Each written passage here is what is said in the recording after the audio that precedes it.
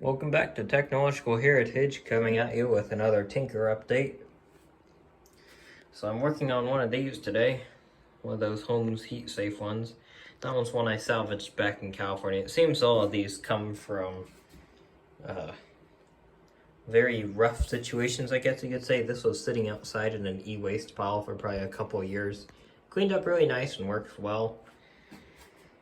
This was also sitting outside of what I presume to be an abandoned house. Is probably some sort of eviction deal where the landlord just put all the crap out to the curb. It was all by the trash cans. It's been sitting there for a long time now, so yeah. It's obviously doing a favor by taking some of this stuff. And this thing's a mess. You can see how yellow the back is. This is a later model. That one's called the Heat Safe. And this one just says Holmes there, and this has a production date of like 04 or something like that. And that one's from 97, I'm pretty sure. It's all yellowed out to all heck.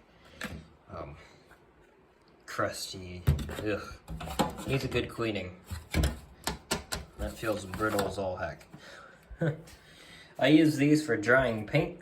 Of course, I only use them when I can monitor them, because I do not trust plastic heaters for anything besides really drying stuff off, I guess, if it needs to be dried quickly and I can monitor it. I like the metal milk house heaters. Those are probably the best heaters you can get these days that I consider somewhat safe. Or the ceramic PTC heaters. Those are also okay. They self-regulate. So yeah. Cosmetically, this is a mess. Also, yeah, I probably could say kind of mechanically as well. Mechanically and electrically, this thing is an absolute disaster. Here's the fan blade. This isn't terrible. That'll clean up. I like the fan blades these have. Little 4-blade set. And here's their Raider motor. This one's riveted with, I think those are steel bearing carriers. That isn't too bad, but I will probably take it apart and rebuild it, or at least lubricate it. It needs a rebuild though, to be honest. It's pretty dusty down in there. At least at the back it is. And yeah, that's the heater elements. Obviously, if you've ever worked on a heater, at least heard how it works, you'd know that. The lead wire here, I've already cut and retinned the leads, so those are looking pretty good. The cord needs cleaned, something fierce. And the plug needs a bit of help as well.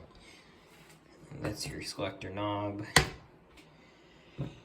This switch is in a somewhat sorry state, but should be salvageable for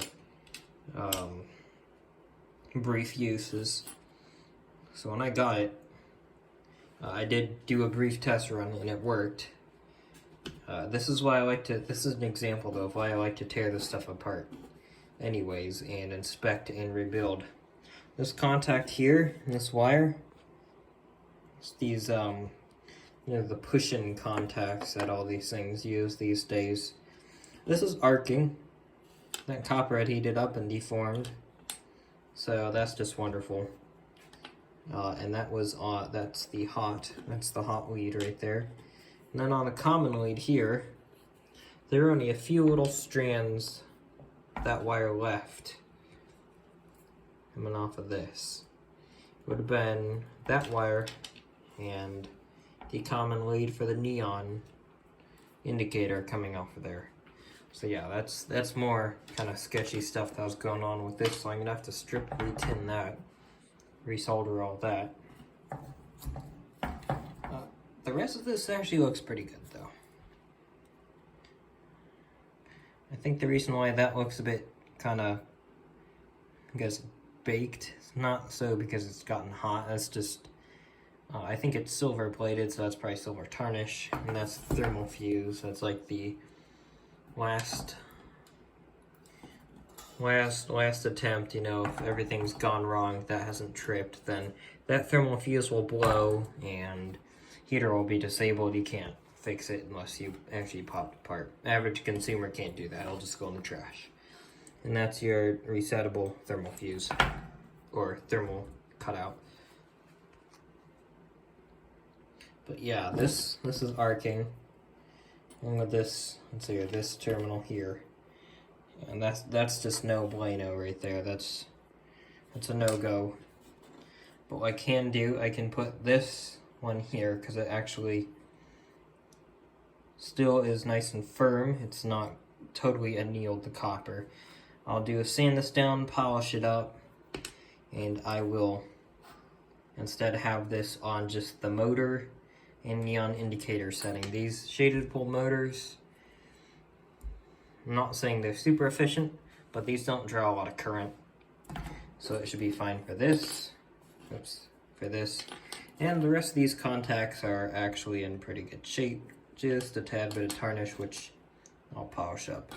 That's another reason I always polish up my switches and all that. I like rebuilding these. Polish all that up, keep the tarnish away, and that keeps the resistance low, and that means less chance of the switch heating up and causing issues like this. And you can see this thing's arcing. Right there, yeah, pretty sketchy if you ask me.